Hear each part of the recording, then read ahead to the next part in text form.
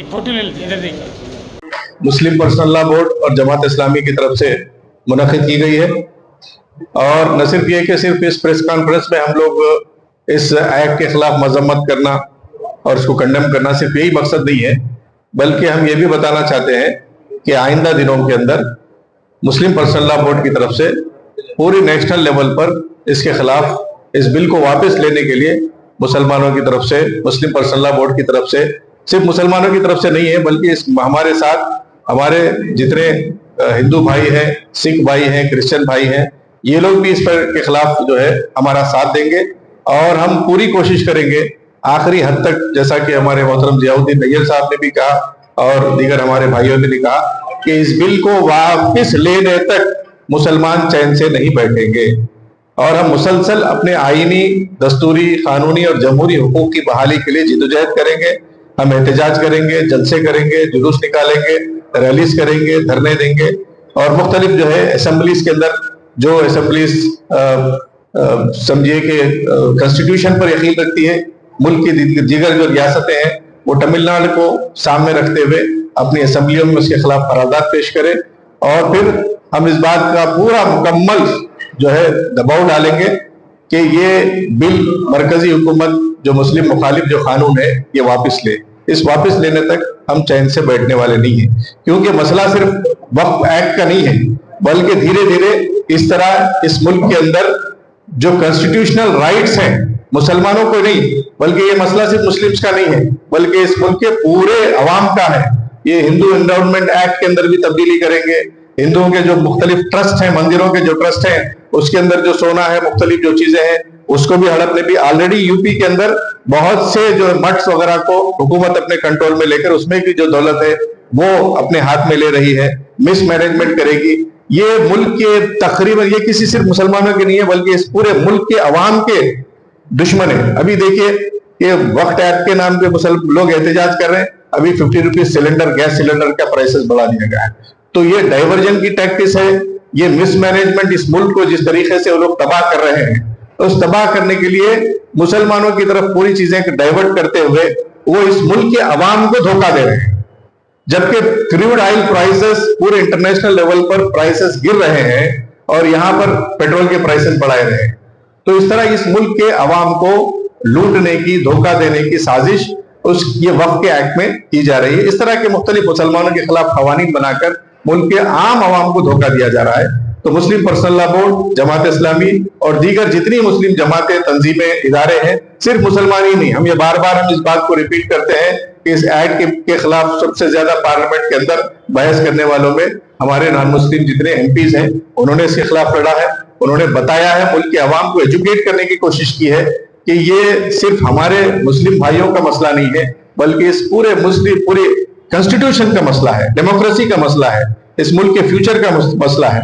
इस मुल्क के अंदर जो हमारी जो जमहूरियत है, जो डेमोक्रेसी है कि ईडी को कैसे यूज किया जा रहा है, इलेक्शन कमीशन ऑफ इंडिया को और जुडिशरी को किस तरीके से डाइल्यूट करने की कोशिश की जा रही है। हम लोग सब जानते हैं ये धीरे धीरे यहाँ से जमहूरियत को, डेमोक्रेसी को खत्म करने की कोशिश की जा रही है और सिर्फ चंद कैपिटलिस्ट अपने दोस्तों को फायदा पहुंचाने के लिए इस तरह की पूरी कोशिशें हो रही है। इस लिहाज से हम इस पूरी जो है जिद्दोजहद के जरिए से, इस पूरी मूवमेंट के जरिए से, हमारी इस पूरी एक्टिविटीज के जरिए से सिर्फ मुसलमानों को प्रोटेक्ट करने की कोशिश नहीं कर रहे हमारी औकाफी जायदादों को, बल्कि पूरे इस मुल्क के अवाम की भलाई के लिए हम कोशिश कर रहे हैं। उनके अंदर ये शऊर, ये एजुकेट करने की कोशिश कर रहे हैं कि ये मसला सिर्फ हमारा नहीं है बल्कि पूरे मुल्क के अवाम का मसला है।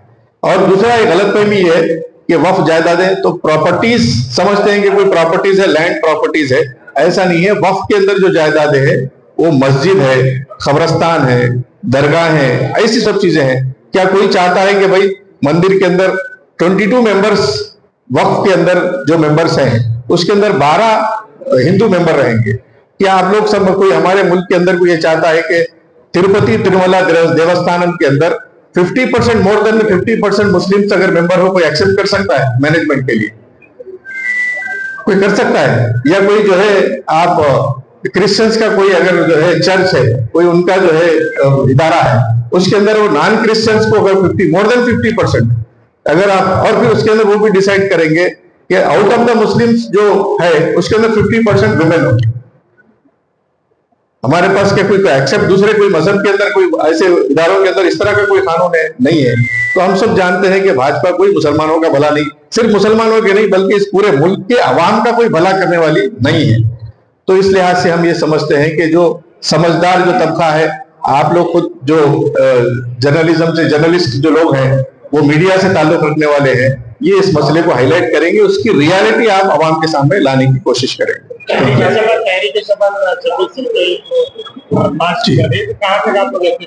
सब देखिए, ये जिद्दोजहद पूरे मुसलमानों की है, हर ऑर्गेनाइजेशन को अपना राइट है, हर सिर्फ तहरीक मुस्लिम शब्बान नहीं है, उसके अंदर बहुत सी दीगर ऑर्गेनाइजेशन भी है, वो लोग भी काम करें। ये लड़ाई सबको लड़नी है। हम इस लड़ाई पे नहीं चाहते हैं कि भाई सिर्फ मुस्लिम पर्सनल लॉ बोर्ड का कंट्रोल हो या जमात इस्लामी ही का कंट्रोल हो, ऐसा नहीं है। सिर्फ मुस्लिम पर्सनल लॉ बोर्ड इसलिए हम कहते हैं कि इस पूरी लड़ाई के लिए मुसलमानों का एक ओनली वाहिद सिंगल प्लेटफॉर्म है जिस पर all Muslim organisations irrespective of differences, ये हमारा मुत्तहिदा प्लेटफॉर्म है। तो हम ये चाहते हैं कि इस मुत्तहिदा प्लेटफॉर्म के जरिए से जिद्दोजहद की जाए। बिल्कुल, जमात इस्लामी तेलंगाना मुस्लिम पर्सनल लॉ बोर्ड का जो सर्कुलर आया है, जिसके अंदर मुस्लिम पर्सनल लॉ बोर्ड ने पूरा प्रोग्राम दिया है, 20 तारीख को दिल्ली में तालकतोरा स्टेडियम के अंदर बहुत बड़ा ह्यूज पब्लिक मीटिंग होगी। इसके बाद पूरे नेशनल के जितने कैपिटल सिटीज हैं वहां पर मुस्लिम पर्सनल लॉ बोर्ड के जलसे होंगे। जमात इस्लामी के जो अमीर है, प्रेसिडेंट हैं, वो मुस्लिम पर्सनल लॉ बोर्ड के वाइस प्रेसिडेंट भी है। वो इस तरह पूरे जलसों के अंदर हम रहेंगे। ईद उल अजहा तक हम फर्स्ट फेज के अंदर डिफरेंट प्रोग्राम पूरे सिटीज के अंदर होंगे। फिर आफ्टर ईद बकरीद के बाद फिर और डिस्ट्रिक्ट लेवल पर, लोकल लेवल पर, हर लेवल पर ये बिल को till the end logical conclusion तक इस बिल हम पहुंचाएंगे, इस मूवमेंट को। और जब तक गवर्नमेंट बिल को वापस न ले, मुसलमान खामोश नहीं बैठेंगे। बिल की तारीफ में अभी आप वीडियोस देखेंगे तो मालूम होगा कि पैसे देके, भाई देखिए, कुछ ना कुछ लोग तो मिल जाते हैं जो तारीफ के अंदर रहने वाले हैं। तारीफ का मतलब ये थोड़ी होता कि बिल की तारीफ में करने का मतलब है कि बिल जो है सही है। कुछ ना कुछ लोग तो मिल जाते हैं अभी, और उसकी हकीकत अभी जानते हैं कि दिल्ली के अंदर जो मोदी की थैंक्स का जो औरतें आई है, जब उनसे पूछा गया कि भाई कौन है, किस लिए आए, तो उनको मालूम ही नहीं किस लिए आए हैं।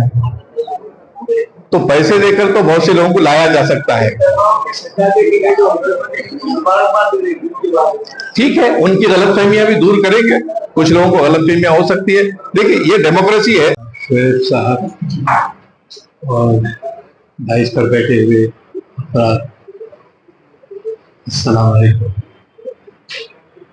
आज हम यहाँ प्रेस क्लब में जो जमा हुए, आप बखूबी जानते हैं कि हुकूमत हिंद ने मुस्लिम अक़लियत के क़वानीन में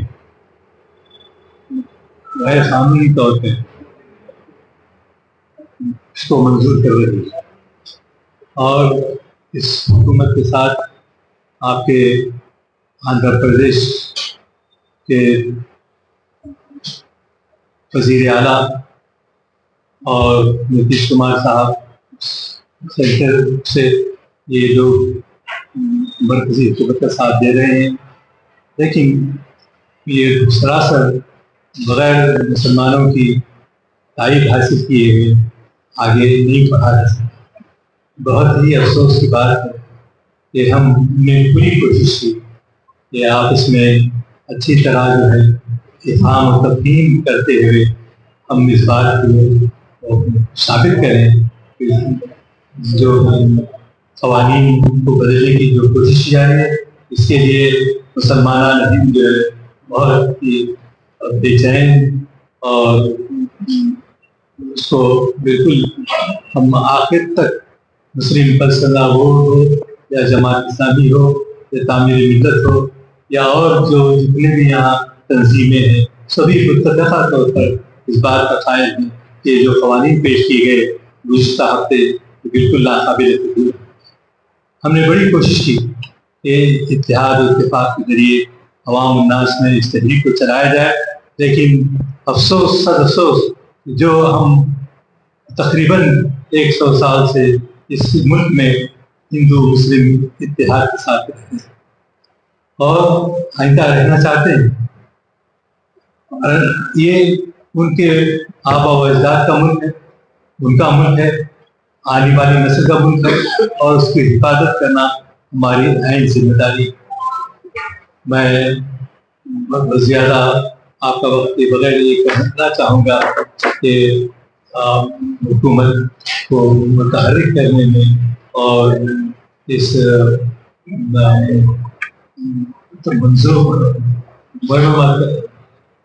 मंजूर को आगे पेश करने की जो कोशिश की जा रही है, इसमें हम एहतजाज करते हैं। चुनाचे सियाह पट्टी लगाकर हमारे कारकुन जो है और सारे मुसलमान इसको इसकी मजम्मत करते हैं दिलो जान से। और अभी हम ये कोशिश हमारी जारी है कि हम जो है हिंदू और मुस्लिम मुत्तहिद हैं, एक दूसरे के साथ तावन करने की बात की जाती है। तो हम कुरान जब ये कहता है कि तुम सब आदम की औलाद, सब आदम किससे बने के नस्ल से हैं, चाहे वो हिंदू हो चाहे वो मुसलमान। और एक दूसरे